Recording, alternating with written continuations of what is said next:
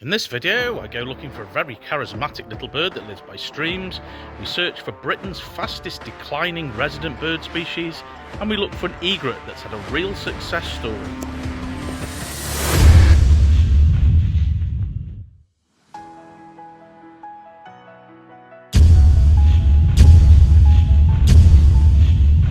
On our way back from recording our previous video, we nipped into RSPB Fairburn Ings to try and get a very specific bird for our year list, one we saw there last time, so we thought it'd be easy. Hey folks, we're doing a brief trip today to Fairburn Ings in Yorkshire, looking for a very specific bird for our year list, the Willow Tit.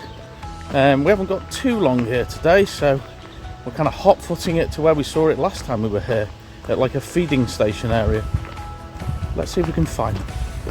As we were very short of time, we hot-footed it to where we'd seen the Willow Tit last time, at a feeding station in some woods. When we arrived, there were plenty of birds present, and some with young like this coal tit. There were other small birds like blue tits and great tits coming down to the ever-emptying feeders, but no sign of the Willow Tit. We stuck around for about 45 minutes. Unfortunately, that was all we had, as we had to get back home. But I hadn't given up on the Willow Tit, and we'll revisit that later in the video.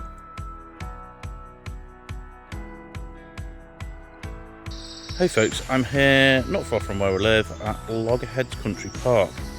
I'd got here specifically early as this place gets busy with families and dog walkers. It was a dreary day, so the light wasn't brilliant, but I took an amble round the track looking for, hopefully, a dipper. The bird I did expect to see, and was the first bird that I picked up on, was the grey wagtail. In searching for the dipper, my eyes were drawn to any shape that was stood on a rock in the stream. I put the camera on this bird. It happened to be a chaffinch that was drinking. Regardless, I remained hopeful and wandered further up the wooded path alongside the stream, picking out another grey wagtail. This one sat on a branch preening. I stood watching this lovely bird for a while until something flew past at speed along the stream. It was the bird I was after, the dipper. Hey folks, I was watching a grey wagtail a moment ago, and interestingly a dipper flew past me.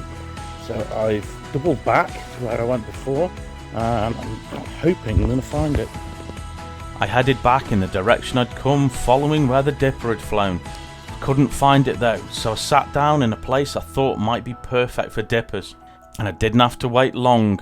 A young bird flew in and landed on a rock in front of me. Hey folks, I eventually found the dipper.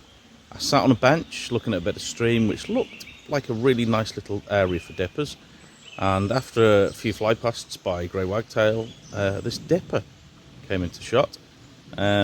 I think it's a juvenile bird. It's not as bright as some of the ones I've seen in the past.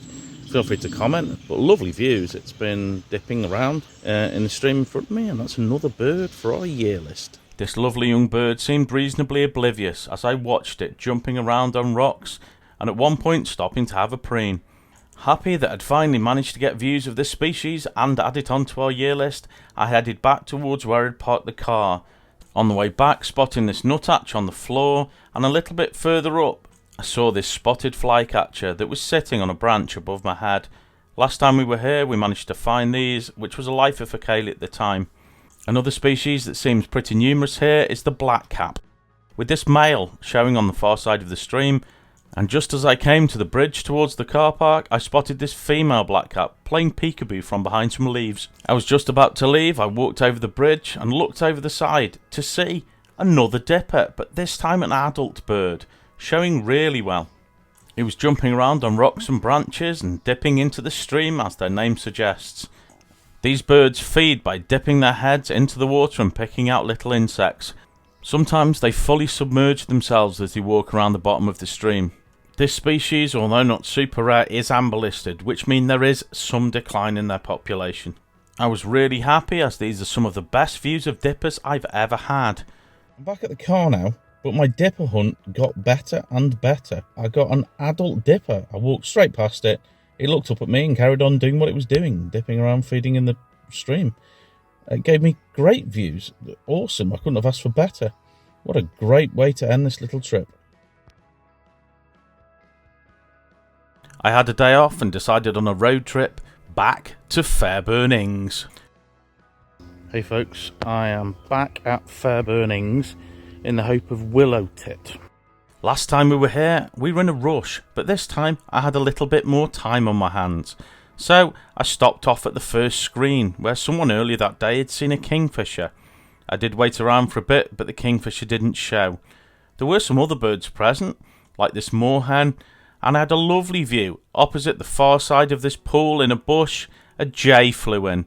This wonderfully colourful pink and black and white bird with lovely blue feathers on the wings is in the crow family, and unlike other corvids, doesn't eat carrion. It prefers acorns, nuts and seeds. I then moved on to a feeding station where in the past I had seen a willow tit, but again, just like the last time we were here earlier in the video, no willow tits. I waited patiently for a while, but only picked up the birds we saw last time, like blue tits, great tits, coal tit and chaffinch, with the feeders also being frequented by squirrels. But now I decided to walk deeper into the reserve. This is the first time I'd really explored this reserve. I took a path past a lagoon into some woodland, seeing a few singing birds en route like this willow warbler. Eventually I came to a hide which looked over a really large piece of water. There was plenty of life out on the water, mainly ducks, geese, swans. In the distance there was a large raft of ducks. These turned out to be gadwall. I've never seen such great numbers of this species in one place before, so this was great. Whilst chatting to a friendly warden in the hide and watching some birds fly past like this common tern, I learned a little bit more about the reserve and the birds present here, and especially the willow tits. Hey folks, no new birds yet, but I've had an interesting chat with one of the wardens. He was very informative. The willow tit issue, he's not seen one this year and he's a warden, but they have been seen in an area a bit further down the road. Apparently there's only 2 pairs here, which makes for a little bit more of a difficult thing to find. Regardless, he's pointed out where I might see some spoonbill and also potentially a green woodpecker. Another important bit of information about the willow tit, it holds the record currently as Britain's fastest declining resident bird, with a massive 94% decline since 1970 and then a third since 2008. Let's hope this soon stabilises. I wandered back in the direction I'd come. Apparently in the other direction there was a circular walk around some lagoons where I may get sightings of spoonbill. Eventually I came to a viewpoint which looked over some lagoons and also some grassland, and I noticed some cattle, but the cattle weren't alone. Sat on top of one of the cattle was the aptly named cattle egret. As I walked further on the path overlooking more pools, I noticed some ducks and geese, and further up again there was a heronry. Joining the herons and egrets that nest in this tree, there was a group of cormorants too. In the water underneath the heronry, I spotted one of the birds that the warden had told me to look out for, the spoonbill. This rare species do actually breed here, which is unusual for the UK, and in Europe the numbers are declining and are cause for concern. So I felt lucky to not only see young, but at the end see an adult in the distance as well. Fantastic.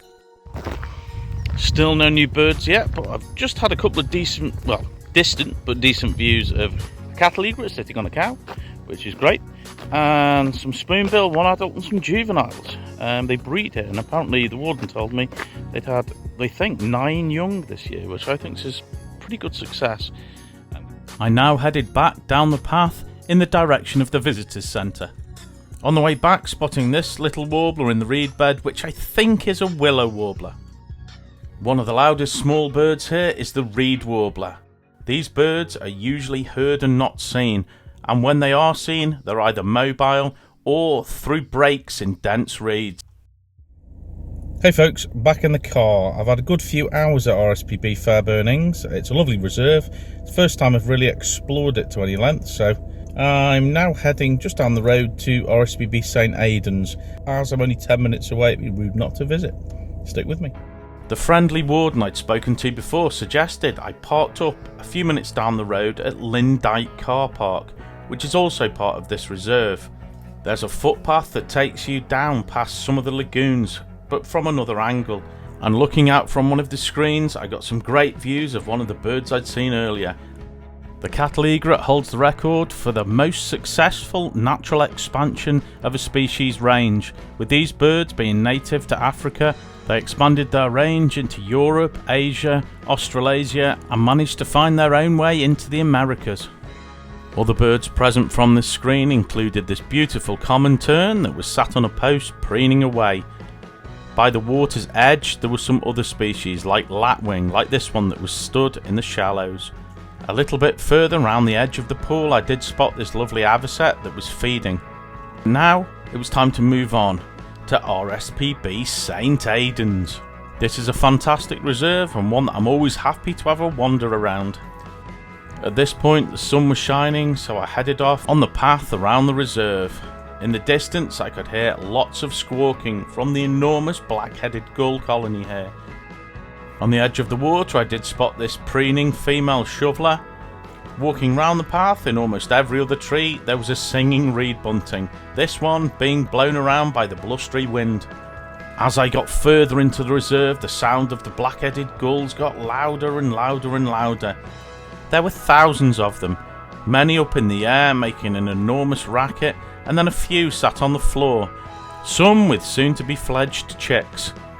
Amongst the great number of gulls there were also some geese, with good numbers of our commonest two species. Firstly the Canada goose, and a little bit further out in one of the lagoons there was a huge amount of grey-lag geese. I did spot some duck species as well, like pochard. Before I headed back down the path I did sit on a bench for a moment and was passed by another common tern. I didn't sit for long because the wind picked up and there was a storm on the horizon. So I set about on the long walk back to the car. En route I did get really close views of great crested grebe, including the young, which looked very different from the adults. This place also being home to the rare blackneck grebe, although I didn't see any on this occasion. I passed underneath this kestrel that was hovering above my head, hunting, and got on the path which headed towards the car, passing this fishing little egret, and this wonderful great crested grebe that had found a spot in the reed bed to have a bit of a rest. Despite not picking any new birds for our year list today, I'd had a genuinely good day, wandering round these two lovely reserves. Hey folks, back at the car. I had to cut that one a little short on account of the extremely dark clouds and thunder. I thought it was time to skedaddle. Unfortunately, no new birds on this little trip. But that's how it goes, that's how birding is. You don't always get everything you're looking for, but sometimes you get things you aren't. Thanks so much for watching. Please like, please subscribe, as this really helps us out. Pass it on to your friends, anyone else you know who may want to watch the channel, as we're getting very near to 2,000 subscribers, which we're endlessly grateful about. But more would be great. See you soon on the next adventure.